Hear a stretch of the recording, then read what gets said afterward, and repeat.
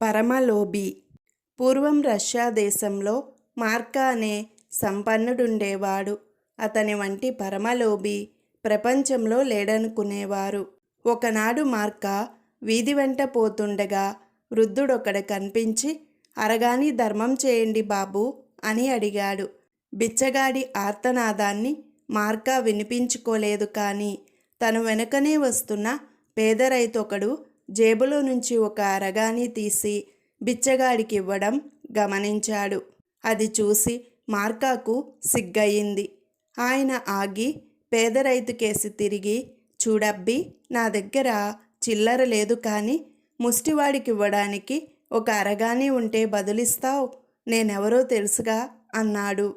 పేద రైతు అరగాని తీసి మార్కాకిస్తూ, చిత్తం, దీనికోసం తమకెప్పుడు కనిపించమన్నారు అని అడిగాడు వినయంగా. రేపురా అన్నాడు మార్కా. మర్నాడు పేద రైతు మార్కా ఇంటికి వెళ్ళాడు. అతన్ని చూడగానే మార్కా, అరగాని కోసం వచ్చావా? నా దగ్గర సమయానికి చిల్లర లేదే, రేపు కనిపిస్తావా ఏమిటి అన్నాడు.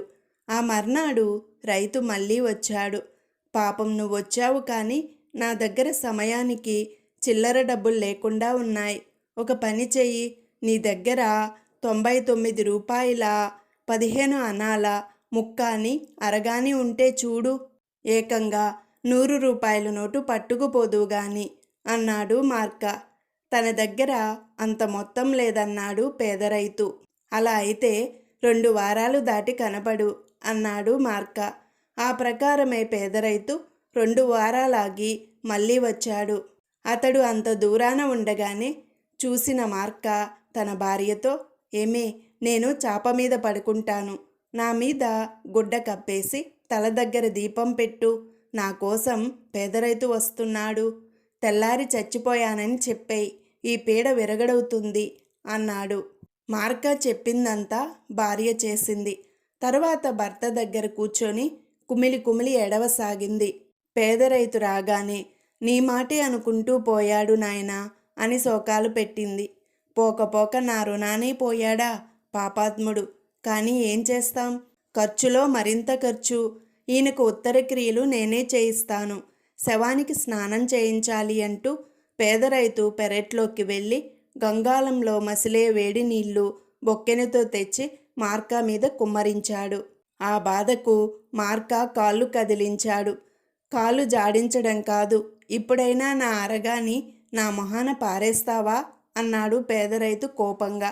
మార్కా నుంచి జవాబు లేదు. శవాన్ని పెట్టడానికి పెట్టె తెప్పించండి, గుడికి మోయించుకొని వెళ్ళి అక్కడ అభిషేకాలు చేయించి తరువాత శ్మశానంలో సమాధి చేయిస్తాను అన్నాడు పేద రైతు. మార్కా భార్య మారు మాట్లాడకుండా శవపేటికి తెప్పించింది. పేద రైతు పెట్టెలో మార్కాను పెట్టించి ఆలయానికి తీసుకువెళ్ళాడు. అక్కడ చీకటి పడేదాకా పూజలు అభిషేకాలు చేయించి పేద రైతు అక్కడే ఉండిపోయాడు. అర్ధరాత్రి వేళ 4 దొంగలు ఆలయంలో ప్రవేశించారు. వాళ్ళ అలికిడి విని పేద రైతు విగ్రహం వెనుక దాక్కున్నాడు. దొంగలు ఎక్కడి నుంచో బోల్డంత డబ్బు నగలు తెచ్చారు. వాటిని గుడి మధ్య పరిచి పంచుకోసాగారు. నగలు నాణ్యాల పంపకం యావత్తూ ముగిశాక వాళ్ళ వద్ద బంగారు పిడిగల ఒక కత్తి మాత్రం మిగిలింది. దాన్ని ఎవరు తీసుకోవాలో దొంగలకు తేలలేదు. అది నాదంటే నాదని వాళ్ళు ఘర్షణ పడసాగారు. కత్తి కోసం ఎందుకో పోట్లాడుకుంటారు. ఆ పెట్టెలో ఉన్న శవం మెడ ఎవరు కోస్తే ఆ కత్తి వారిదే అన్నాడు పేద రైతు విగ్రహం వెనుక నుంచి. ఈ మాట వినేసరికి మార్కా తుల్లిపడి లేచి నిలబడి, అమ్మయ్యో నా గొంతే అని చావుకేక పెట్టాడు. ఇదంతా చూసి దొంగలకు గుండెల బద్దలైపోయాయి. వాళ్ళు ధనాన్ని కూడా మరిచిపోయి ప్రాణాలు దక్కించుకునేటందుకు పారిపోయారు. అప్పుడు పేద రైతు విగ్రహం చాటు నుంచి ధైర్యంగా బయటికి వచ్చాడు. చూడవై, అయిందేదో అయిపోయింది, నీకు నాకు పేచీ దేనికి, మన అదృష్టం బాగుండి అంత సొమ్ము మన పాలపడింది. 3వ కంటివాడికి తెలియకుండా దీన్ని న్యాయంగా సమంగా పంచుకుందాం పట్టు అన్నాడు మార్కా పేద రైతుతో. పేద రైతు సరేనన్నాడు. దొంగలు విడిచిపోయిన సొమ్ము యావత్తు సమంగా పంచుకున్నారు. ఇక పోదాం పదా అన్నాడు మార్క. మరి నా అరగాని మాటేమిటి అన్నాడు పేదరైతు.